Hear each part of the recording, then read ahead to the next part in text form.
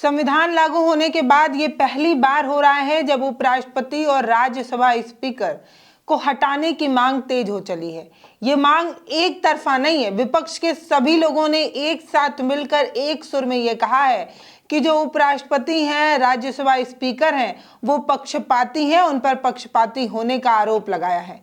ये एक ऐसा मत है जिस पर इंडिया गठबंधन साथ हो चला है। जो कल तक अडानी के मुद्दे पर अलग थलग नजर आ रहा था, कभी सपा साथ नहीं दे रही थी तो कभी अन्य पार्टियां साथ नहीं दे रही थी, सभी पार्टियां एक साथ मिलकर इन्हें हटाने की मांग कर रहा है। आखिर मल्लिकार्जुन खड़गे क्या कह रहे हैं, ये सुनने की जरूरत है। उन्होंने एक प्रेस कॉन्फ्रेंस को संबोधित किया और उपराष्ट्रपति पर गंभीर आरोप लगा डाले। उपराष्ट्रपति बतौर राज्यसभा स्पीकर होने के नाते उन्हें निष्पक्ष होना चाहिए, लेकिन वो सत्ता की साइड से बैटिंग करते हैं, वो सत्ता की तरफ से ही बोलते हैं और जब विपक्ष कुछ भी बोलना चाहता है तो वो इंसल्ट कर देते हैं, उन्हें बैठा देते हैं, उन्हें बोलने नहीं देते। इस तरीके के बड़े और गंभीर आरोप जो है वो लगाए जा रहे हैं जगदीप धनखड़ के खिलाफ। आखिर इतने बड़े आरोप क्यों लग रहे हैं, ये बड़ा सवाल हो सकता है। और मल्लिकार्जुन खड़गे प्रेस कॉन्फ्रेंस को संबोधित करते हुए क्या बड़े आरोप जो है वो लगा रहे हैं। वो बताते हैं कि मेरी कोई निजी दुश्मनी नहीं है, बस हमारी ये मजबूरी है कि हमें अविश्वास प्रस्ताव लाना पड़ रहा है और हम नहीं चाहते कि हम इस तरीके का अविश्वास प्रस्ताव लाएं, लेकिन हमें बड़ी मजबूरी है, इस तरीके से हमें लाना पड़ रहा है क्योंकि इनका ये जो रवैया है वो कतई बर्दाश्त की चीज़ नहीं है। जिस पद पर इस समय ये बैठे हुए हैं उस पद पर बहुत सारे पहले से भी उपराष्ट्रपति बैठ चुके हैं, लेकिन किसी पर भी इस तरीके का पक्षपाती होने का आरोप नहीं लग रहा था। जिस तरीके से इनका रवैया है उससे विपक्ष नाराज है, नाखुश है और मजबूर है, इसलिए इस तरीके का कदम उठा रहा है। हमारी कोई जाति दुश्मनी उनसे नहीं है और ना ही कोई राजनीतिक दुश्मनी है, हम बस मजबूर हैं, इसलिए इस तरीके का कदम उठा रहे हैं। संविधान की आर्टिकल 69 इस चीज़ की इजाज़त भी देती है कि अगर आप अपने स्पीकर से परेशान हो या उन्हें हटाना चाहते हो तो उनके खिलाफ महाभियोग लाकर, अविश्वास प्रस्ताव लाकर जो है उन्हें हटा सकते हैं। इस तरीके की छूट जो है वो संविधान में मिली हुई है और इसी आर्टिकल 67 का इस्तेमाल कर विपक्ष भी जो है वो उनके खिलाफ अविश्वास प्रस्ताव लाकर उन्हें हटाने के लिए एक पेपर पर साइन भी कर चुका है और इस पर 60 से अधिक सांसदों ने साइन कर दिया है। ये बात तो साफ है कि इनके साइन करने से ना तो कोई असर पड़ेगा और ना ही वो स्पीकर के पद से हटेंगे, लेकिन तब भी इतिहास में एक चीज़ तो दर्ज हो जाएगी कि एक स्पीकर के खिलाफ अविश्वास प्रस्ताव आया था और उस पर इतने अधिक सांसदों ने साइन किया था। ये एक अपने आप में बड़ी बात है। और कहते हैं कि सिर्फ और सिर्फ जो जगदीप धनखड़ है, जो राज्यसभा स्पीकर हैं, वो सिर्फ और सिर्फ सरकार की तारीफ करते हैं और अपने आप को आरएसएस का एकलव्य भी बता चुके हैं। मतलब सोच कर देखिए कि एक स्पीकर पर इस तरीके के गंभीर आरोप मल्लिकार्जुन खड़गे लगा रहे हैं। वो कहते हैं कि सरकार के साइड से बैटिंग करना, उनकी तारीफ करना, आरएसएस का अपने आप को एकलव्य बनाना, ये सब कर चुके हैं वो। और जो प्रतिपक्ष जो नेता होते हैं, विपक्ष के जो नेता होते हैं, उनको वो खास तौर पर अपना दुश्मन मानते हैं, उनको अपमानित करते हैं और बोलने भी नहीं देते। पूरे राज्यसभा में जितना विपक्ष बोलता है उससे ज़्यादा तो स्पीकर ही बोल जाते हैं, खुद ही इतना बोलते हैं, विपक्ष को बोलने नहीं देते। इस तरीके की बात वो करते हैं कि संविधान के अडॉप्शन के 75वें साल में चेयरमैन की तरफ से हो रहे बायास्ड पार्टीजन व्यवहार विपक्षी पार्टियों को उनके खिलाफ ये प्रस्ताव लाने पर मजबूर किया। पिछले 3 वर्षों में उनका आचरण उनके पद की गरिमा के विपरीत रहा है। कभी वे सरकार के तारीफ में कसीदे पढ़ने लगते हैं, कभी खुद को आरएसएस का एकलव्य बताने लगते हैं। इस तरह की बयानबाजी उनके पद को शोभा नहीं देती। सभापति जी सदन के अंदर प्रतिपक्ष के नेताओं को अपने विरोधियों की तरह देखते हैं। सीनियर जूनियर कोई भी हो, दोनों सदनों के विपक्षी नेताओं पर आपत्तिजनक टिप्पणियां कर उन्हें अपमानित भी करते हैं। सदन में वास्ट एक्सपीरियंस वाले कई नेता हैं, कई प्रोफेसर्स हैं, डॉक्टर्स हैं, इंजीनियर्स हैं, राइटर्स हैं, जर्नलिस्ट हैं, ऐसे अनेक फील्ड में काम करके इस सदन में आए हैं।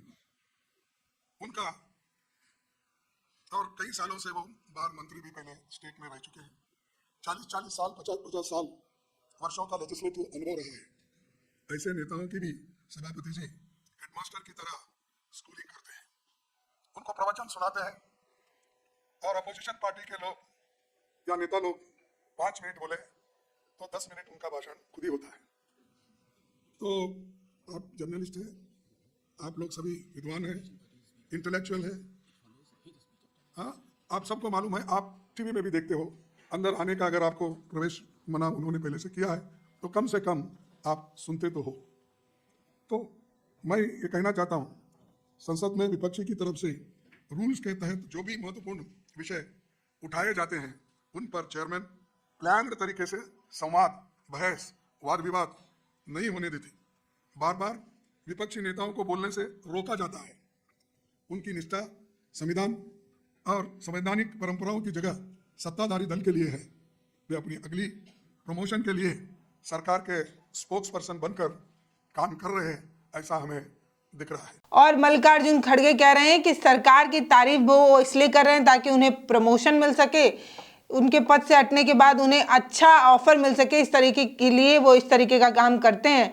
खुद ही हाउस को डिस्टर्ब करते हैं और विपक्ष पर आरोप लगाते हैं कि वो हाउस को डिस्टर्ब करता है, इस तरीके की चीजें।